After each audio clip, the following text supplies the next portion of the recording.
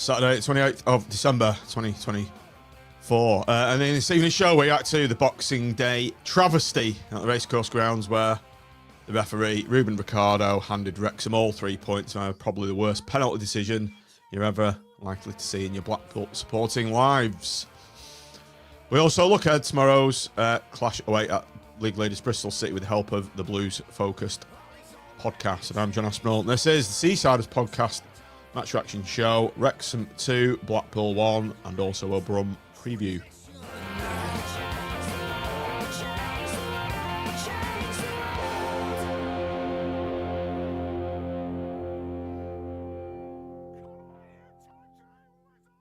Good evening, everybody. Welcome back to the show, live on a Saturday. Quite unusual to be streaming live on a Saturday. You don't even know what day it is over the festive period. I think Nick's probably said this on the panel this evening. Are Tim, and not the Grice Reaper, the Ref Reaper, as is in his title this evening. You wait for a bus. It's like waiting for a bus for the Grice Reaper. Also, we have to wait all season, and it's 1, 2 in a row. Just mute before you talk, Andy. Humble. Humble. Back ball. Maybe in Wales, Jeez. back ball's like it's a variation in Welsh football. Maybe back ball in Wales is handball and a penalty. Maybe back in Welsh is hand. Yeah. It's oh, Jesus Christ. Where do you even start? Like, good evening, shall we, everyone. as Tim, one of Tim's saying is, shall we keep our powder dry? I think we must. It's hard not to, though, isn't it? Yeah. Boxing Day robbery, as JFCG says in the chat. It certainly was, JB. It certainly was. But we'll keep our powder dry there, because there'll be plenty to be said later on. But let's start with the fantastic fog-ridden Boxing Day trip to Wrexham. We were all in attendance, planes, trains and automobiles. How did you get there, Tim? I went on Polton Fouled Seasiders coach from the Elk in Polton. Quick stop off at the Saddle to pick up a few of the FY4 lot, and then we headed to Frodsham. Now, Frodsham's a lovely place, but the problem was there's only 2 frigging pubs open on 12 noon on Boxing Day. So our choice was slightly limited to Sam Smith's, which is an acquired taste, I suggest, and another pub, which was all right. But there was a couple of really, really nice pubs that were shut, unfortunately. But it was a good trip, nevertheless. It was superb. Funny story. We went in the car, me and Ben, 2 kids, and we decided to take an A road just past Chester. And we picked a pub on the map. Said, right, that looks like a nice one. Got there, and it was shut. So, and literally the only pub that we picked to go to was shut as we were speeding past like others. That one was open, that was open. That was, so they must be open. So the only one we ended up in was like a Premier Inn pub.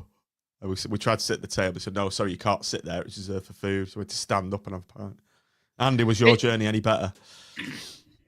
Well, I got picked up at Charnock Richard Services for by one of the 2 Armfield coaches, and they picked up their top boy en route, Andy. Yeah. Oh yes, absolutely. I had to keep all the 100 nod safe, didn't I? You know, Raggy especially. You know, Raggy was on it early, wasn't he? Him. Yeah, I had to look after him. Yeah, he got to. He was in danger of dying by volume of vodka, I think. Well, I think I saw some pictures. There was of them drinking at 7:30 in the morning. It was like, yeah, really. Honestly, you wake up. You've had a few on Christmas Day anyway, haven't you? And you're thinking, right, well, I get my head straight, and then I'll have a walk down to the Elk, and then I'm seeing pictures of them lot guzzling beer at 8 o'clock, 7:30, 8. So anyway. Right. Next level, the story evolved to we passed a bridge on the bypass into Wrexham, and the unmarked police car come hurtling to the front of the coaches and guided us into the most salubrious pub you've ever been into in your life. He was up about 20 stairs into this hellhole that only sold cans at £4 a can that the police had told us we'd got to go in, called the rocking chair, as we. Higgy's views were, you'll have got sepsis if you went to the toilet. It was that bad. It was not good. So they told us we had to stay in there, and people just flatly refused. And so it ended up with Blackpool fans all over the centre of Wrexham. It was just, and if anyone had the volition, or they'd have had a group of lads out looking for trouble, that have probably found it. And as it happened, I didn't see anything untoward, and I was in like 3 different pubs with Wrexham fans, and everything was quite merry, as it is for the time of the season. Apparently, it was Wrexham's biggest police operation of the year, and I'm thinking, we've not exactly got a huge amount of history with them, have we? And everything I saw all day was very, very good natured, and it was. I was having a good chat with a couple. I couldn't quite understand that, really. I think it comes from our end. The amount of wrap-ups that we have and things like that, it comes from our end. It's got to come from Lancashire Police, who's scared to death of Blackpool fans causing trouble, and it's just unwarranted. You rarely see any, really. Yeah, we parked up in Sainsbury's, easy walk up to the stadium. Was having a nice chat with a couple of Wrexham fans, telling us about the dark days in the doldrums of the non-league. So yeah, it was. And given what happened at the end of the game, which we'll come to later, given what happened at the end of the game, you quite rightly were angry when you're leaving the stadium, and yet all Wrexham fans and Blackpool fans are running into each other outside the stadium, and so you think, if their largest policing operation ever was, there to, I suppose they'll turn around and say it's a success if they didn't have any trouble. So I suppose they've done the job, have they? But didn't need that. It wasn't a job to do, really. Yeah, both fairly well-natured and well-behaved. So well done, both sets of fans, really. Was there any concern that the game was going to be off? Because I know en route we heard, Tim, that the Tranmere game had been cancelled, and I was thinking, oh shit. And it was quite bad when we actually got into the stadium. We were right at the top. Your views, so we were in the top tier. Your views. Well, I think it should have been called off. I'll be honest. I don't think the game should have been played. And then it's a spectator sport, and I don't know whether it was because we were slightly higher up. I think at ground level, because I've watched the highlights. I had to watch the highlights back because I'll come to it. I didn't see either of our goals, but either the goals early on. Mullins' goal didn't see. Yeah, sorry, I didn't see the first Mullins' two. goal. Yeah, just didn't saw it at the back of the net. So at the end of the day, it's a spectator sport. And if you can't see the opposite end of the pitch, which for large parts of the first half you couldn't, I question should the game be played. I mean, there was the famous game, wasn't there, where the goalkeeper from one team, I've forgotten which game it was now, from the 50s, was still on the pitch 15 minutes after the game had been called off because he hadn't realised it had been called off. Policeman had to tell him, or something. Yeah, the policeman had to tell him. So, but the reality of the situation was, I'm watching it the first half thinking, this is shite. I can't actually see anything. So the short answer, John, to a game we're going to go on to discuss, is personally, I think it should have been called off. I mean, Tranmere was down the road. Who you're playing for, I suppose, at the end of the day, because we didn't see, particularly in the first half, I think it got better in the second, but in the first half, we didn't see much of anything that was going down at the opposite end of the pitch. And but I think they think they've got 14, 15,000 there. They don't really want to send everybody home. And they think it could have improved. It wasn't that bad early when we got there. When we got into Wrexham, it wasn't that bad at all. It was just crisp day, really. It wasn't that foggy. It was when you came out of the pub to walk to the ground that you noticed. I was surprised how bad it was in the stadium, because I actually thought in the stadium it's probably going to be better than outside. It was awful. But it was awful. If anything, it seemed to linger in the stadium more than because we were in the little. I wouldn't quite call it a fan zone, but that's stretching it really. It is. It's fan kiosk with metal fence. Yeah. I'll come back to the facilities of Wrexham slightly later because despite the Hollywood sprinkling of stardust, it leaves a lot to be desired. But we were stood outside and you could see everything. I didn't think I didn't have an issue till I went in the ground. I thought, Jesus Christ, this is a lot worse than I thought it was going to be. But did we see Ashley Fletcher's goal 2 minutes in? What a great header. I saw that, but I was right on line with it. So, but only just. I couldn't tell who crossed it at the time since I've seen its husband and watched the goal back. But I saw that and obviously saw it go in and us celebrate. But it was a perfect start, really, wasn't it? Absolutely perfect great start. You know, and we were talking on the last pod about Coulson getting Coulson back in the side, and Coulson played a role in that. You know, he received the ball, held it up, and then laid Hubby in, and Hubby did a great cross, to be fair. And Fletcher did probably something that we've not really seen much of him do, and that's really attack the ball. And sometimes as a striker, it's about taking risks, opportunities, chances, and to me, he looked like a proper striker on God, I can't even get the day right. What, Thursday? So on Thursday, I thought, Jesus Christ, you know, that's what you want from somebody playing up front, isn't it? Somebody who's just going to go in there where it hurts, where it matters, and make sure they're first to the ball. And he had two Wrexham defenders on him and got there first and hit the back of the net. And it's 2 or 3 minutes in, and we're thinking. And by this time, McLean should have had a yellow card for a foul on Apter. Nailed him. Ruben Ricardo completely bottled that, but he also bottled. Hubby should have been booked also in the first half. He wrestled right winger to the ground, body slammed, and he ignored that as well. So Ricardo clearly didn't get a grip of the game. We've just missed out on starting 11, so we'll just go over that. Same as last game. Bart Coulson coming in for Ballard on the left. I think that's what we all wanted, wasn't it? I think Coulson did make a big difference on that left-hand side. Oh, Matt, it just gives balance, doesn't it? If you, we had this issue with Critchley a bit, didn't we? With the sort of playing square pegs in round holes just to play certain players.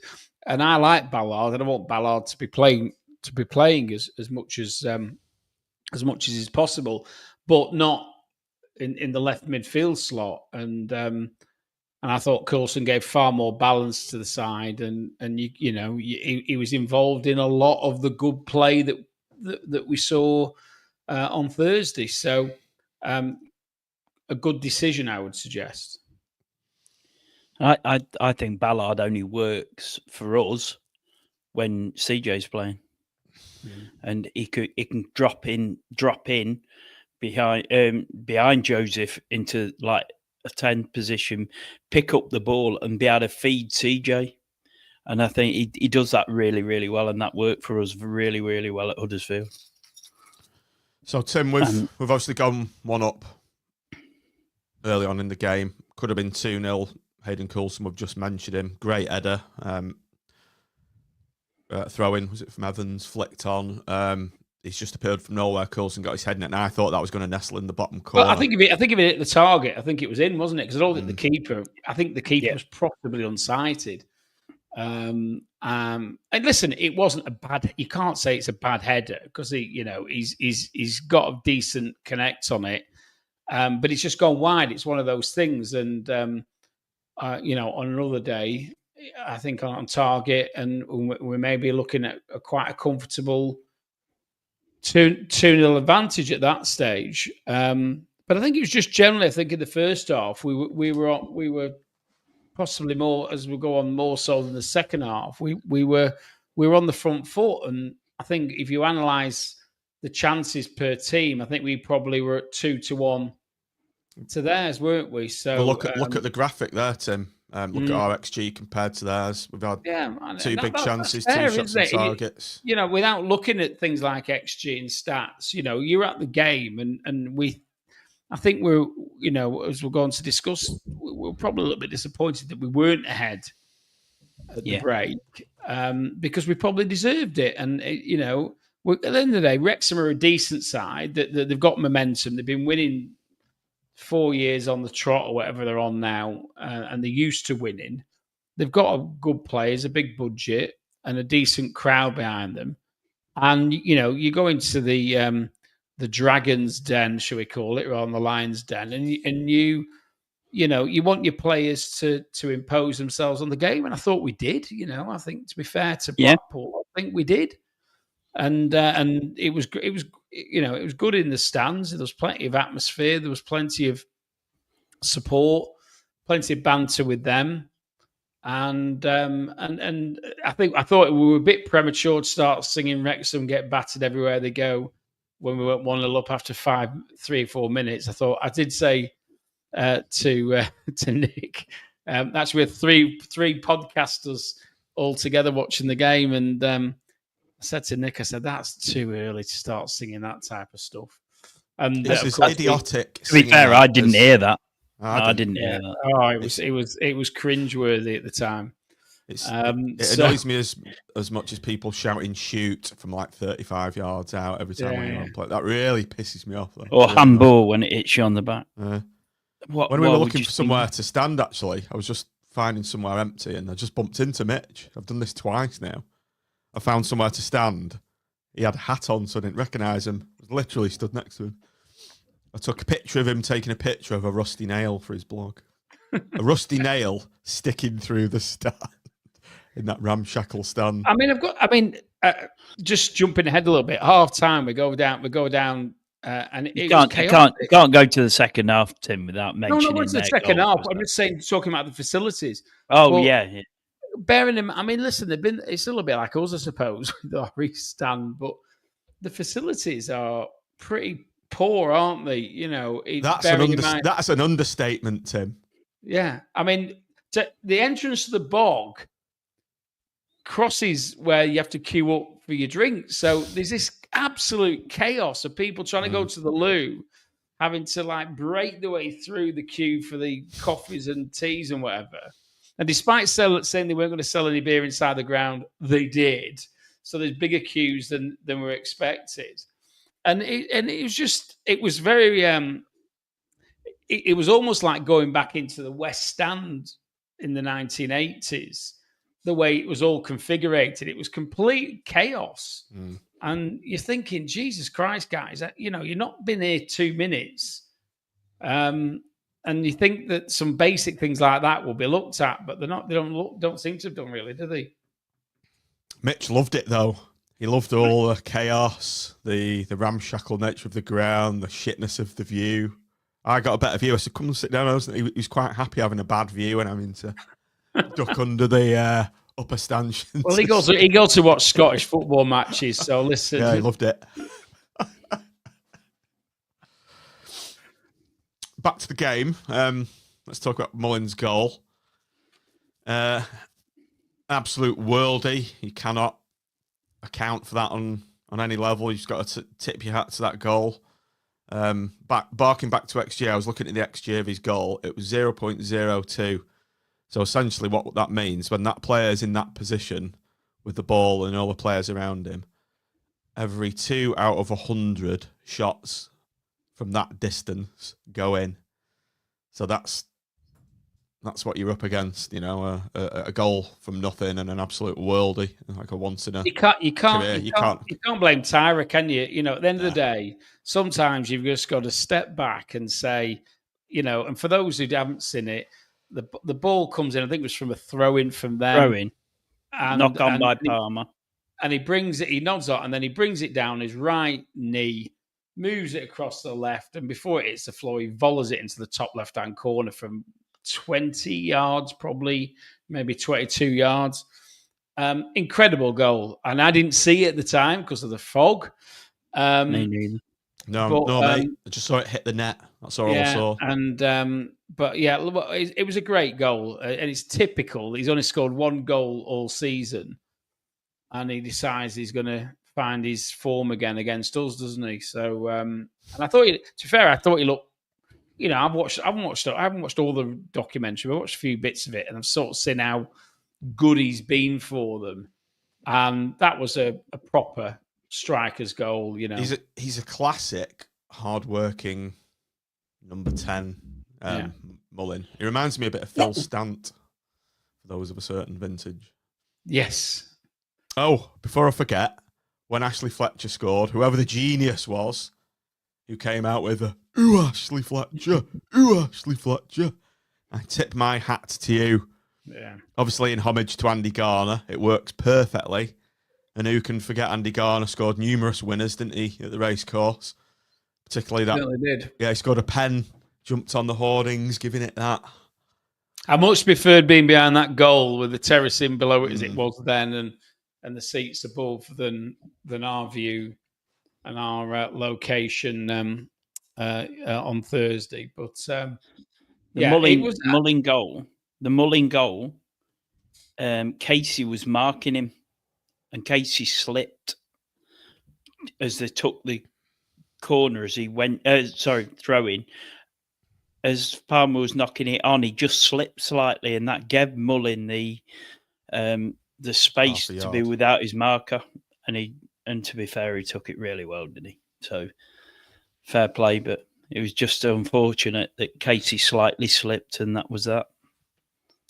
But Wrexham didn't get the bit between their teeth after that. No. I think Blackpool were the more likely to score. We're creating the better chances. We've had two glorious chances to go ahead. The first, an absolute miracle save from ex-Blackpool goalkeeper Mark Howard, now a veteran. What an unbelievable save, getting down to his left from header. Casey. Was it Casey? I was trying. It was Casey. Casey's shot. Yeah, he just got knocked on. He had to stick a leg out, and he pushed it towards the corner, and Howard made a really good save. Got to say, it was a great cross from Evans as well. Absolute.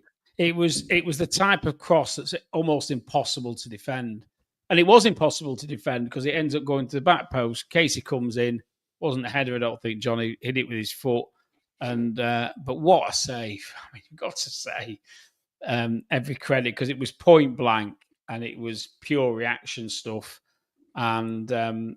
It was, and I think at the end of the day, that's probably the match-winning save from him. I think if that had gone in, I think I don't think we would have lost the game. So every credit to him. Unfortunate for Casey because I think Casey did everything right. I think Evans did everything right, and we should have been going in up 2-1 at the break. Rob Apter chance. Don't forget about that. A lot of people have not talked to him. It wasn't even on the highlights. The ball's been worked to him in the box. No, it's not even on the highlights. Perfectly fell to him on his left. He's got to score from there for me. That would have made it, obviously 2-1, could have been 3-1. I think the defender's got the block away, but he was a bit, dare I say, half-hearted in his shot. Andy, can you remember this? You're looking to the sky. I can't. I couldn't see it, I don't think, from where I was. But I think that sums up, really sums up how well we played in that first half. And on the bus going back, it's quite dispiriting because people were moaning about our second half performance and how we dropped back and we never do anything. But people forget. I think with the fog, and a lot of people couldn't see what was going on. I don't think they realised how well we'd played first half. Valid point. I don't think I did, Andy. I'll be honest. I watched the game back at sort of 6:00 tonight for the first time, sort of the extended highlights, and I didn't realise how well we played in the first half. Genuinely, because, and this comes back to the fact the game arguably shouldn't have been played because you can't see what's going on. Then I'm sure they could see better down at pitch level. But the reality is it's a spectator sport, and we didn't really see the second half was definitely better to see, but it was we were on the defensive, weren't we? Where in the first half we were most certainly on the offensive, and we missed it really, which is well, I saw Nat Charlesworth at half time. She must have been towards the halfway line of our end, if you like, and so she could see everything. And she was telling me what a brilliant goal Mullins was, but she said it was a really special goal. But I think if you were I went more towards that part second half, and you could see better. You could see everything a lot better. But in the first half, I blame that Nick Smith. Right then towards the he's done the equivalent of a Smith by positioning us where we can't see any fucking football in the first half. Listen to Nick Smith, Tim. Come on, you should know that by now. But I think when I listened to the analysis of the game from their end, they tore into them at half time and told them to get at us a lot more. And we're never going to control that game from start to finish at Wrexham. Never, ever. They were always going to have a part of that game. And they sort of had half an hour, didn't they, in the second half where they were a lot better. And then we suddenly got our act together and got the ball moving a bit better and kept hold of it. But I didn't think they created much. Do you know, Andy, the ordinary at all? Unless something's been missed off the highlights that I can't think of, the only chance of note in that second half was Mullins' shot, which I thought Tyra saved easily. It was a regulation save. Yeah, it was. It was decent. He got down and he smothered the ball and he covered it. But like you say, it was a regulation save. It wasn't where you're going, wow, Tyra, you did really, really well there. He just did a competent job. And sorry, go on. Tyra's come under the pump. Our goalkeeping situations come under the pump a lot in the last sort of couple of months, especially. Tyra had a dip in confidence, didn't he? And we conceded a lot, especially after that Peterborough game where we lost 5-1. O'Donnell went in and then he had a crisis of confidence as well. Tyra's come back in and he's kept 3 clean sheets in the last 5. And if you think that those two probably couldn't, a penalty in Mullins' world, he's not going to do much about that. And he just has looked more assured to me. And a lot of people are thinking that we should get a goalkeeper in this transfer window, and maybe we should, but he's definitely better than he was, and he looks a lot more assured now than he has done. I know he's got some big games coming up, but like I just wanted to note that he's done really well in the last 5 games, really. Well, I know he's massively rated at Everton, and part of this, when you take a keeper on loan or any player on loan, it's a learning curve for them, and as they hopefully improve, you benefit from having what essentially is a Premier League player, and I think we need to perhaps bear that in mind a little bit. He's a young lad. He's played. I think Chesterfield. They were non-league when he was Chesterfield. He was at, wasn't it? From National League. Yeah, but it was National League. So it's a big jump to League One.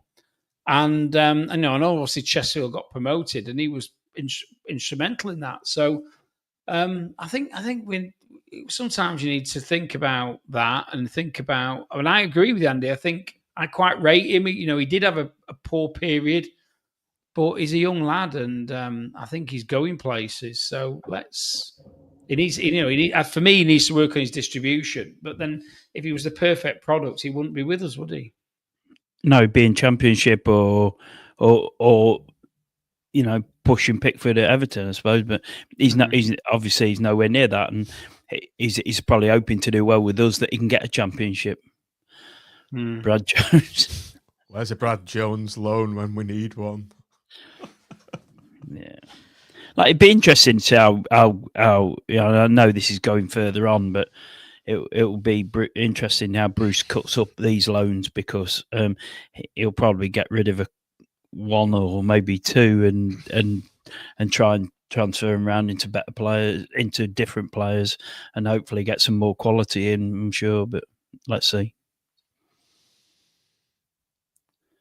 Right, if you look at the stats there, key standout point for the second half, Wrexham 1.54 XG, us 0.17, but want to draw your attention to the big chances missed column. Wrexham 0, Blackpool 1, after we had weathered the relentless Wrexham pressure, which I may add the defence dealt with quite admirably.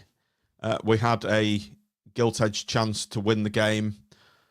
Cross from, was it Evans again? Corner. Yeah. Great delivery from Evans again. Carl Joseph. Like a salmon near post, all he's got to do is just guide it in almost, and he's got far too heavier a contact on the ball, and it's sailed over. A real head in hands moment among the away supporters. Head in hands moment for Joseph, I think. He knew what he'd done. He knew what he'd done straight away, and he was trying to glance it, and he just got a full head on it, didn't he? He's just sailed over the stand. Just one of those things, unfortunately. I don't think with the effort that he puts into games that we're ever going to be overly critical of Carl Joseph. This version, anyway, the since Christianly version of Carl Joseph, which has been excellent for us. I've rarely seen a person. Probably Yates is the only other one that's put so much into the game and to work so hard for the team. I don't think he'll have miss a big quality. Yeah, I don't think he'll have a tougher afternoon as he did against that big Irish centre half for Wrexham. Yeah, O'Connell. He's the Irish. The ex-Charlton lad, isn't he? He was an absolute beast. He won absolutely everything. I mean, what we'd give for a centre half like that, he was fantastic. Maybe we've got it in Baygot, but just can't get him fit. Right. The moment you've all been waiting for, viewers, listeners, fellow panelists. 87 minutes. Tim, talk us through it. Well, actually, it was originally looking down at my phone when it actually happened, in Smith fashion, and so it really surprised me. So, and of course, we're also side up from where we were. We were quite near the corner. Andy wasn't too far away from actually. We were quite near the corner flag in the stand down the side. So you didn't have a particularly great view of what went on. It was, I think the ball originally comes in very deep from the keeper, doesn't it? And a great drive down the pitch, to be fair, by Howard. And Fletcher picks it up quite well. I think he beat Matty Pennington to the ball and cuts inside and then just basically hits karate a shot. It's like a karate kick. Yeah, and it was never going to go in. It was not half-hearted. Shanked wide. Yeah, shank's actually a good technical description of the move. And as Casey's clearly in my view, thinking, I don't want to get my hands in the way. So he sort of turns his back on it, and you think, well, and it goes out to the left as you're looking at the goal, and sort of strikes his back, and then you're not thinking anything of it, and then like the Wrexham players made a right fucking song and dance about it, didn't they? You know, they were and the ref didn't immediately blow for anything. And he was, and one thing I would say was he was perfectly positioned. He was about 8 to 10 yards directly behind the shot at the time. I don't think any of the assistant referees could possibly have had a better view than he did. And he seemed to deliberate for what seemed like forever, and then pointed at the spot. And it was like, there was an incredulity about it in our end, where we're thinking, how the hell does that happen? And I assumed at the time that it must have struck his hand. And interestingly, if you watch the edited highlights, at the end, Fletcher suggests that it actually catches, because Hubby's having a word with him at the end, and he suggests it catches his elbow, which it clearly doesn't. And it was very quick. I think if I'm going to offer any defence to the referee, it is that it happens very, very quickly. And probably what influences his decision the most is the fact that the Wrexham players all go mental about it very, very, very, very quickly. And that's not a criticism of Blackpool players, because you're never going to react in a negative way to something that happens like that. You're always going to claim it if you think there's a penalty. And they seem to be like bang on it. And that, I think that should just convince the ref that he didn't see something that he should have done. That's the only thing I can think of, because as we're going to look, no doubt, when you look back at what actually happens, there's no way in God's earth that 10 yards from what's happening that the ref should have seen that as a penalty. And if he's under any doubt, he shouldn't give it. Now, Dave Jenkins said there, the ref guessed. We can't guess. If he does not know what happened, he should not give a penalty. End of. He can consult with his assistants to see whether they saw something that he didn't do before he makes a decision. There's no VAR, thank God. But in this case, if they had gone to VAR, I don't think there'd been any doubt as to the outcome, would there? So I think he has guessed. And I think he's just gone with the reaction from the Wrexham players, which, if you look at it, is pretty immediate and very, very vociferous, I would suggest. And it was. I mean, you watch it back. I mean, obviously on the coach back, and even in the game, people were sending stuff through showing it, and we're going, how the hell? From where he's positioned, has he given that? And it's a travesty, an absolute travesty. Because as Brucey says, up to that point, other than that one Mullins chance, yes, they might have had a lot of possession in the second half, just as we had possession in the first half.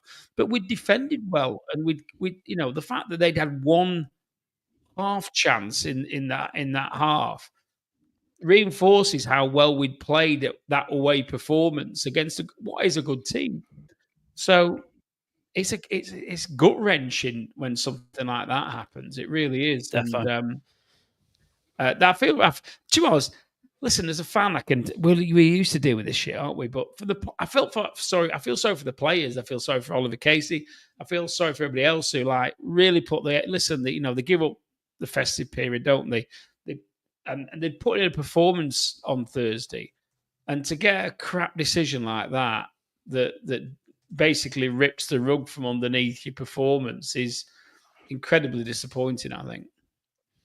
The two or three things for me, right? They number one, what you just mentioned there, I don't mind the players having Christmas Day off. I really don't, as long as they're putting a performance on Boxing Day. The professionals, they should really know where they are, but they put in a performance this year, and we can't really knock them for that. There was definitely effort and commitment there. On the penalty, right? I don't know where you square this, because the Wrexham fans were coming out after the game that I spoke to, and they were saying the ref's just given what he's seen. And I said, I'd already seen it by then. And then you're going, but he's not seen it here. That's what he's seen. He's seen the ball hit his back and go off towards the corner. So that's what he's actually seen with his own eyes. He's seen the ball shoot, hit the player on the back and go towards the corner. That's what he's actually seen. So how can you then say the referee has given what he's seen? Because he's not seen it. So where in the PGMOL are they stating to him that you are going to be able to guess where you if something happens in a game and 6 players react, then you've got to give the decision because they must be right. Well, I knew really when I saw our players, because every single one of them that were anywhere near the incident ran straight to the referee, who then, when we did that, Casey's shout, you can see him shouting at the ref, it's hit me on the back. It's hit me on the back, right? Husband tries to get all our lads out the way, did exactly the right thing, that he's the captain, he's allowed to speak to the referee, and gets yellow carded for it. It adds insult to injury, that, doesn't it? Look, it really does. And I'm loath to strike the obvious here, but the guy's 25. He's obviously being fast-tracked, whether that's to meet the certain criteria that they've got to meet with diversity and whatever else, age, diversity, whatever it is that they're trying to push through, whether it's to do that, whether he's been super fantastic at National League or whatever it would be, right? But as Bruce said, you get yourself up the leagues by getting big decisions right. And he's got a big decision in, for us, a big game, very, very much wrong. It's a big game in the context of League One as well, Andy. You know, we've got massive game, Birmingham and they were getting. You know, it's going to affect them. Yeah. Well, I felt in that game they were getting more and more and more desperate, and I felt they were getting more and more chance for us to break and get a winner ourselves. And I was happy for them to go gung ho, because I thought it just might leave us a chance to get one over the top and get a winner ourselves. And I'm just distraught about it. I was still talking about it today. I went to the mechanics game today, and we just we must have had 45 minutes, an hour conversation about it today. And showing people who didn't know about it and saying this is what, and it's just it's so wrong. It's so wrong that they've got to come out. I think John Merrill sums it up, and he's a neutral in this context when he says, "I bet there won't be a worse decision this season in the ELFA rather than that penalty." And I think that sums it up, doesn't it? It is shocking, and to lose a game that way is incredibly disappointing. But should we just have no doubt for their league rivals as well as much as us? Yeah. Let's have a quick look at it. We've got the video. We've got Sam waiting from Blues Focus podcast. In fact, Sam, come on, here you come, mate. Come and have a look at this. Come and have a look. You may not have seen it. I've already looked at it. I mentioned it on my own preview for the Blues Focus match preview that we do, because I was looking at your highlights and I saw that penalty, and I thought the penalty given for us in our game against Burton was bad. But that one, yeah, it's another level. Just to wrap the Wrexham game up, let's have a look at Ruben Ricardo's finest hour, beautifully slow-moed and replayed. Oh dear. It nearly takes his shirt off his back. He's literally just out of shot here, just right behind Fletcher. It's not like he was miles away. It actually took the shirt off his back, didn't it? You could see it. But this is what I'm saying. That is what he saw with his own eyes, and yet he's given a penalty. How he's actually seen that with his own eyes and given a penalty? He's within 10 yards of it and watching it from a perfect angle, and he has convinced himself that he has knocked that down with his arm. I think as I go back, I said he's convinced himself based on the reaction of the Wrexham players, which was pretty. All their arms went up, literally straight away, and he didn't give a decision for a few heartbeats. He didn't give it straight away. He reacted. I think he reacted to that, and I think that's shown his lack of maturity as a referee, because I think he's let that influence him to say, well, actually, I've obviously missed something that they've seen, and he shouldn't do that. And he'll learn from it. But we're never going to get the points back, are we? He's a young referee. He's made it's an aberration of a decision. But it ain't going to change, And we've probably had ones. I think somebody said in the comments. I think Stevenage arguably could have had a penalty against us last week that another most refs would have given. It wasn't on that level though. It's not on that level. It's not on that level. I'm trying that's to put it in context at the end of the day, in that he's made a huge mistake. Huge mistake. But he's clearly. I think it's. Look, if you watch it again with the wider slow mo, all the Wrexham players react immediately and call for a penalty, and I think that's what's. And even at the end, I think I mentioned before when Fletcher's speaking to Hubby, Fletcher's saying it hits Casey's elbow, and Hubby's walking away, going basically.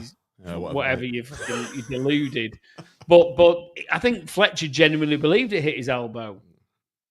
But could you imagine? Could you imagine? Quick, wasn't it? It's all very quick. You can see that in slow mo, but it happens like that. But can you imagine being Chris Davis, right, manager of Birmingham, and he's managing Birmingham? He's going to referee Birmingham next week in the game, right?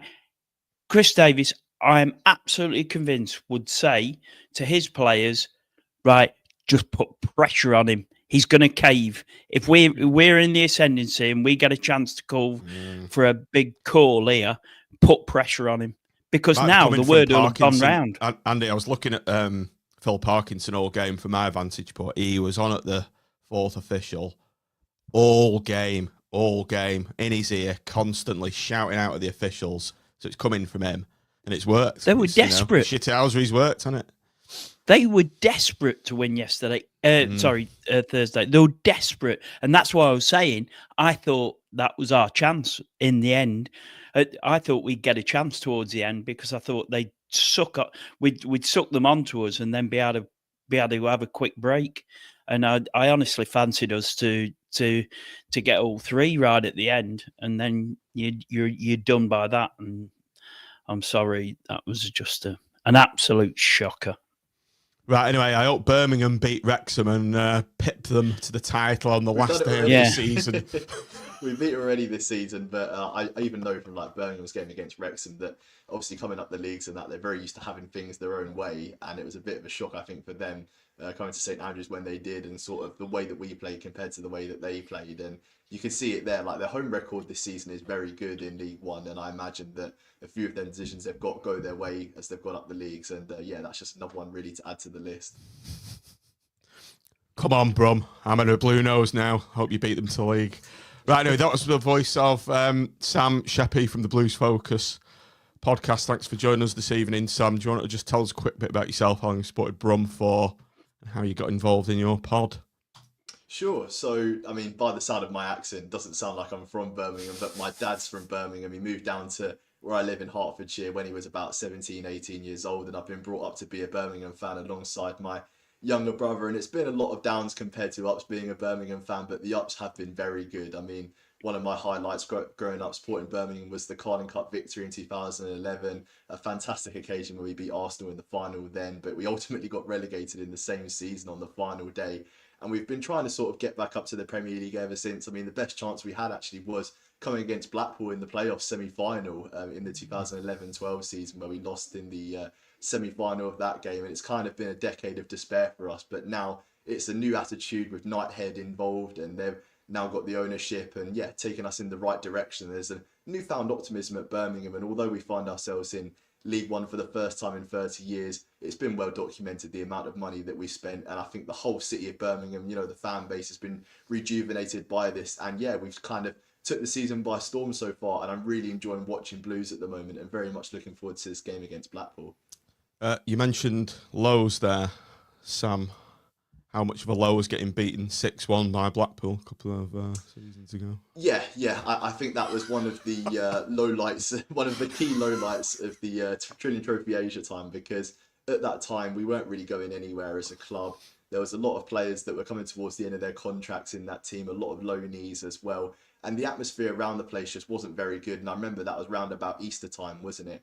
And right. we brought a lot of fans to that game, but we kind of knew in the back of our minds the season wasn't really going anywhere, and yeah, that kind of tipped it off really, because I think we lost around 4-2, I think, to Coventry earlier on that season, and then from that point it was just a deceleration really in terms of just staying up. That was the objective, and yeah, that wasn't a very memorable season. I think that was one of the low lights of that season particularly. And even Callum Connolly scored, as Marcus There you go. Did with his free kick at the end. Yeah, that's right. Yeah. I was actually in corporate hospitality that day. It was like a one-off birthday treat. I scored 6 against Brum. Anyway, Sam, sorry, I won't go on about this game anymore. Yeah, I want to get that game to the back of my mind, honestly. Sam, you mentioned the new ownership. Been bought by a US financier called Tom Wagner, and he's also. I was just asking. We're going to ask you this first.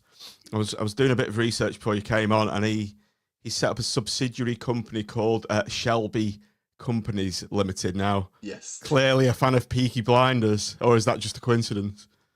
No, I reckon it has something to do with the Peaky Blinders stuff. And yeah, I mean, for a long time, sort of fans of football outside the UK have kind of associated Birmingham with the whole Peaky Blinders stuff. But yeah, that was just a kind of name to incorporate, I guess, the American interest or whatever. But yeah, I mean, this season it's been a bit of a tricky season in terms of everybody all of a sudden then expects us to win the league, and this is an expectation that we've not had as Birmingham fans for such a long time because of what I said before, because we were just meandering in the bottom half of the championship, and now all of a sudden we're expected to win every game. And it's been so far so good for Chris Davis's side. Obviously it's been documented about the spending that we've had and the money we spent on Jay Stansfield alongside other League One players, that we broke the transfer record 4 times in League One. So that just goes to show the ambition of the club. And yeah, it's been a good season so far. And with Tom Wagner, Gary Cook, all them guys involved, very public figures at the club. It's so refreshing to see owners that actually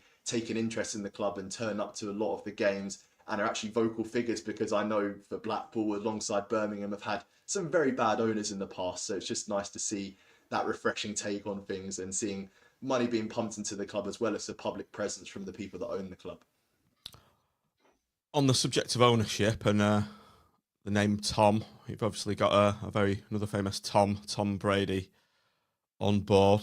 Tell us about his role in the club, part owner, I believe, and how the hell does Tom Brady end up part owning Birmingham City?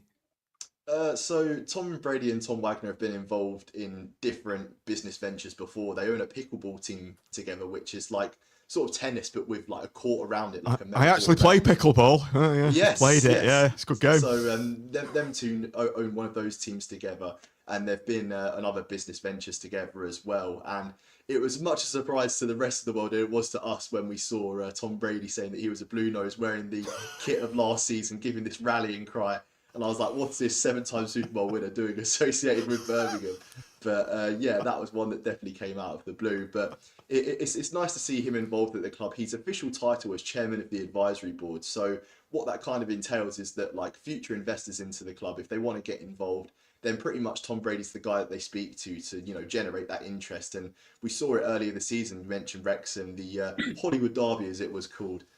Between Birmingham and Wrexham at St Andrews, where it was kind of a who's who of people turn up to the game, and it was a bit surreal, like standing at the gates and seeing like Tom Brady walk through, Gary Neville, David Beckham all sitting in that corporate box. And yeah, I don't think they would have envisioned themselves coming to a Birmingham game, let alone 1-2 years ago. So yeah, that was a interesting game, and nice to see Tom Brady involved. And all of his quotes are kind of plastered around the training ground now as inspiration for the players, about determination and his mindset, and being one of the best sports athletes in the world to ever played American football and any sport as well. It's just kind of nice to see someone like that involved and hopefully get us towards the next level, but not in a football perspective, but kind of just the quotes that he has in his head about reaching your goals and everything. We normally ask our guests a question like, what players should we be worried about hurting us? Now you can reel off a very long list here. You obviously mentioned Jay Stansfield, almost £20 million player, including add-ons. Lyndon Dykes, Martland from Brighton. We played you in the FA Cup, and you've got Alfie May and Keshi Anderson, very well known to us, coming off the bench. Where do we start? How do Blackpool beat Birmingham, if at all? Well, I think one of the interesting stats about Blackpool when you played us in the FA Cup is that you actually had more possession than us in the 90 minutes, which is something that hasn't happened too often at Birmingham this season, where the other team has more of the ball than us. But I think we made a few alterations that day, and it was Lyndon Dykes and Lukas Jukovic that scored for us then. And then I think it was Jordan Rose that scored in the second half for you guys. And he's a bit of a bogey player for Birmingham. He scored a lot of goals against us in the Championship. So if he's fit and involved, then you could kind of bank on him to score against us because he's one of those bogey players that scored a lot of goals against us, in the Championship. But I look at Blackpool's team at the moment, and it says you're kind of listed as like a 4-4-2 shape, but I think it is pretty flexible, isn't it? And you've got Joseph and Fletcher up front with Coulson and Apser on the wings. And I listened to like a few podcasts to kind of find more about League One, because a lot of the teams in this league I'm not really used to seeing Birmingham play. And I think one of the things I heard about Apter is at the start of the season he was a bit wasted as like a fullback, and now he's playing a bit further forward. Is that correct? Yep, that's right. Yep. Yeah. So I think he could definitely be a danger man, because at fullback this season we've had a few changes, because Alex Cochrane is someone that played virtually every minute up until his injury that he got against Barnsley a month ago, and he's just come back into the starting 11, so he could have a bit of rustiness about him. And at right back, we've had about 4 different right backs this season, because we started off with Ethan Laird, and then when he got injured, it was Taylor Gardner-Hickman that dropped in there, and now Christian Bielik's playing at right back, and then Alphonse Samsted on loan from Twente has also played there as well. So the fullback positions, it's kind of not nailed down as to who's the starting fullback, so you could exploit us in those areas. But yeah, I think what I've seen from the teams that have got something from Birmingham this season, whether it be Northampton or Reading or Charlton, is that they have kind of rode their luck at stages. But I think teams that play further back tend to do better than us, instead of the ones that kind of go for us, because you look at the teams, say for instance like Stockport and Wrexham and Bolton, that tried to play their usual games, kind of got punished by us because they pressed so high. We could exploit the gaps that they left in defence. So I think if you kind of sit back, ride your luck a little bit, nick a late goal, you could have a possibility of getting something.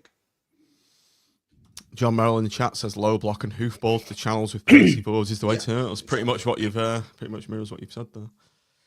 Yeah, exactly. Because the last time we dropped points was you think about the Shrewsbury game as well, where they were bottom of the league at the time, and they get Gareth Ainsworth as their manager. And the first game that he manages against us, they win 3-1, and that was probably, I'd say, the only game this season where you could think of it as like typical Blues, is what the fans say, is like new manager, bottom of the league, of course they're going to beat us. But this season's kind of defined the usual narrative of actually Birmingham churning out these results, because we're not playing too great at the moment, but still getting results, which is really refreshing to see, and also clean sheets as well, because we've only conceded 1 goal in our last 6 games. So the defence looks to be sorted. I know I said the thing about the fullbacks, but it's more so the shape of the team, and that we're so comfortable in possession, and that's something that Birmingham fans are definitely not used to. Can I just ask Don't hear that wacka song. Go on, Tim. Sorry, go on. Tim, I'm going to ask how this stadium's going on, because last time we went to Birmingham, some of the stands were shut because of maintenance issues. Have your new owners been able to sort things out for you a bit so that you've got the full 4 sides back open again? Yes, yeah. The stadium's now generating at full capacity, and like we've got all these different sort of pop-up parks around the place as well. So like fan parks, which is something that never existed under Trillion Trophy Asia, and they've just made the matchday experience a whole lot better, including improving them stands and actually making them accessible to use again. So that's a huge positive. One of the first things that they done as well when they come in, just pumping money into actually making the stadium look better and a better matchday experience for the fans as well. Good. So if I don't hear that wacka wacka song during the game, we'll be all right. Drives me mad, yeah, that. I tell you what, it's a song that's kind of surfaced around. It wasn't even like sung last season, because at that point Jay Stansfield was only a loan signing, and then now we've paid, I don't know, 15-20 million pounds for him, and you see all the discourse on Twitter about how much we wasted the money, and the song kind of came from that. And as long as you don't hear that song, you could have a chance of getting something from the game. I'm in a couple of League One groups, Sam, and they get mixed up here, I think, because Blues, a lot of Blues fans, because of the money and everything else, like seem to think that other teams hate them. I don't think Blues have ever been a hated thing, and this goes back a long way to me. And a lot of your older lads, especially, are really humble in get on with us and are really respectful. I think now you're growing into a uncharted territory of almost expecting to win every week. I think a few of your young lads are getting a bit arrogant, and that becomes disrespect along the way. And so I've always thought your older lads have always knew where the script was, that football's cyclable and we've have good and bad times and things like that. And we always seem to get on with those lads. I'm talking about, like Davo's channel and the away lads that go on that. Legend. They're the sort of guys I think will get on with us. They get on with us perfectly okay. But the younger lads just probably just need to rein it in a little bit, because they have to remember where they came from, and like we're the same, exactly the same. Yes.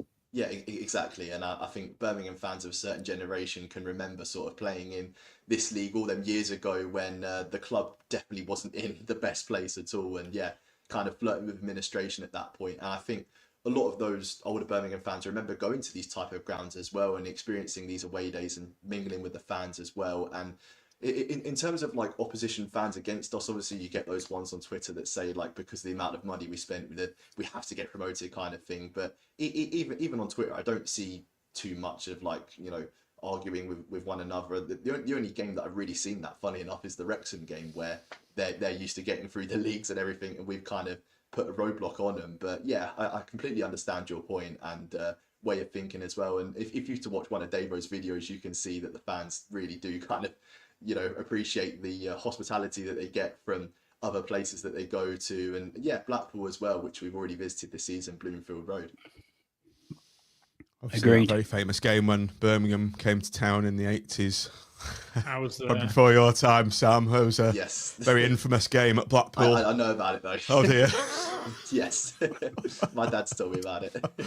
I think it's the only ever time that the riot police have been deployed in the stadium. English Actually League. in the stadium, wasn't it? I always remember them climbing. Like, we just went to Blackpool, we just had a tear up. That's what he said. I remember them Birmingham fans actually climbing up the what they call the floodlight pylons. There was the two of them scaled. That was before the floodlights were like cut in half as well. Halcyon days, eh? So Sam, if you think how they would, what Lancashire police would deal with that, with the ones that are in charge now. Oh my days, they'd need about 3,000 police. Just before I head off, Sam, we've got a bit of an overlap with ex-player of ours, Keshi Anderson. Obviously, A, how's he been doing? Is he playing much? Is he well regarded? And B, Steve Bruce coming back to St Andrews, no doubt. I'm just guessing he's still well regarded. He had a very successful time at Birmingham, and I guess he'll be getting a decent reception. Yeah, I'd say more fans than not would give Steve Bruce a good reception, but obviously in the back of our minds, we do think that he went on to manage Aston Villa. So that automatically lowers a manager's ranking if they go to Aston Villa. We saw it with Alex McLeish and also Steve Bruce as well, because I remember the first Second City derby that Steve Bruce took charge of. I was at the game and we unveiled like a big banner that said "Not welcome, Mr. Potato Head." So, so at that time the fans went to hospital. That answers the question then. But as time's gone on, I imagine that we've kind of softened up to Brucey. To be fair to Steve Bruce, though, is there any clubs he hasn't managed? Yeah, very, very good point. I'd say in like the Football League now, there is a good 10, 12 clubs that he's managed. But going on to Keshi Anderson, he's someone that actually has been given a new contract extension this year, because last year when we signed him, he had a trial with us, and then the manager John Eustace decided to take him on a 1-year deal.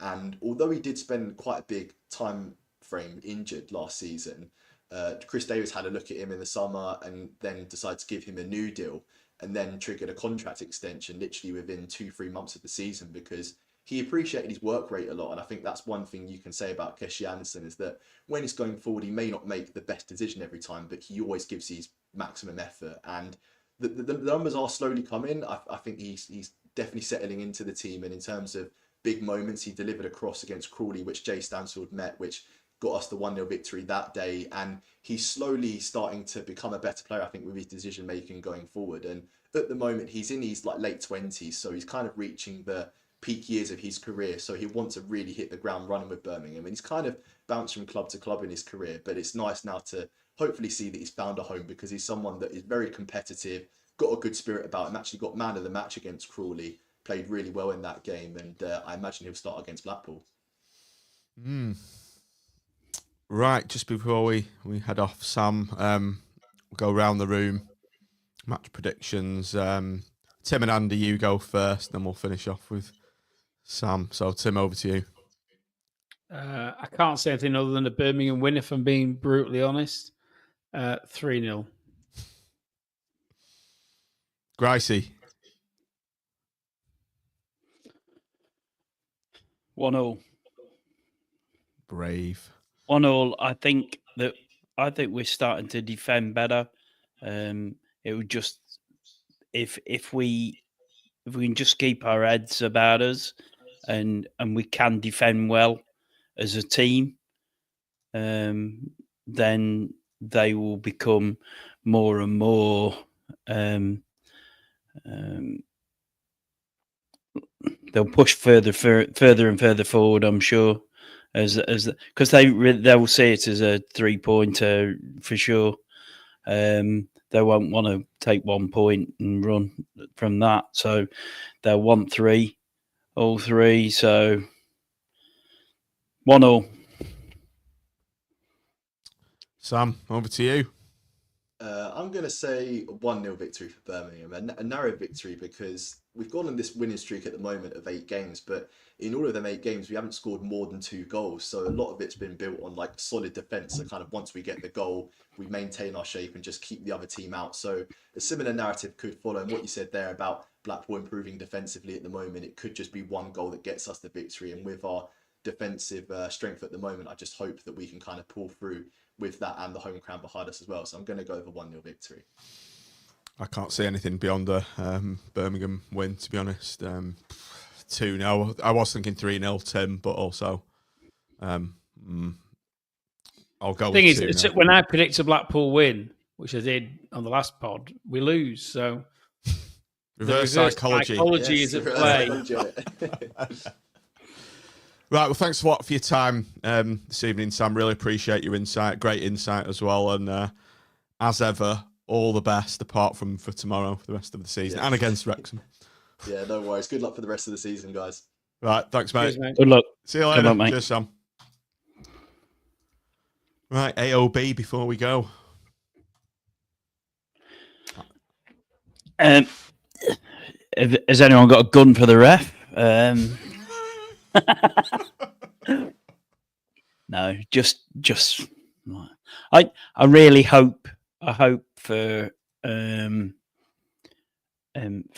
closure on it, that the PGMOL do come out and make a statement about what happened on Thursday. I'd have expected it by now, to be honest, if it was going to come. So maybe it's a forlorn hope and it gets us nothing out of it. I'm sure. I'm led to believe that you get a letter as a club from the EFL or the PGMOL, one of the two. I'm led to believe that the club receive a letter when they've made a mistake. And so I know about that from the Nobbers getting a goal disallowed at Burnley when in the 0-0 draw. The Nobbers had a goal disallowed and they should have it should have stood, and they got a letter saying, I'm really sorry about that, but you know, we made a mistake. But you can see that was a small margin, whereas it was onside, offside. That was a small margin. So these marginal ones you can understand. It was that one. You can't give a decision like understand. that. You can't give a decision like that with 3 minutes to go, can you? You just can't. Because he's not seen it. Yeah, he's just not seen it. That's where I can't square it. You actually see it and you watch it, and that he saw it with his own eyes, hit his back. So why is he given a penalty? I just can't get it. It's still rankling with me and it will still rankle with me for days, I'm sure, because I just do not understand that. If you have not seen it strike his arm, you cannot give a penalty. But when the game's 1-1 with 3 minutes left, finally poised. If it's 3-1, if you're 2-0 down, you're like, oh, whatever. But Doesn't matter. Yeah. But it's and the other thing is people lose their jobs on such things. Someone could be really under the pump. His players play really well. Could you imagine Bruce being under pressure now? And then something like that happens. And that could be the tipping point to the club getting rid of him. But anyway, by the by. Be like Graham Taylor saying to the referee, or was it the linesman, he's lost me my job. Tell him he's lost me my job. Right, I think we'll leave it there, gents. Ruben Ricardo next reffing January the 1st, Millwall versus Oxford United. I love word. Good luck at Millwall. See how he gets on. Yeah, look out for his name. We'll leave it there then. We'll be coming back. Day are we on? Saturday. Monday, aren't we? Monday, maybe. Yeah, we're Possibly. back to Mondays now, aren't we? Are we on normal Mondays? Yeah, just viewers, listeners, we'll be back. We've made a commitment to do every Monday at 8 o'clock, so mark that date in your diary. If you're watching this on YouTube, please do like and subscribe to the channel. Do subscribe to the channel. Let's get us to 2,000. All that remains to be said is thanks for watching, everybody. Thanks for downloading. We don't see you in the new year. Happy New Year, and up the pool. Up the pool, and Happy New Year. Ruben Ricardo out. Been involved in 2. Can he make 3? Not on this occasion. Well taken by Walsh. Davis is on the far side. Ainscough coming square. That's the ball. That's a good try!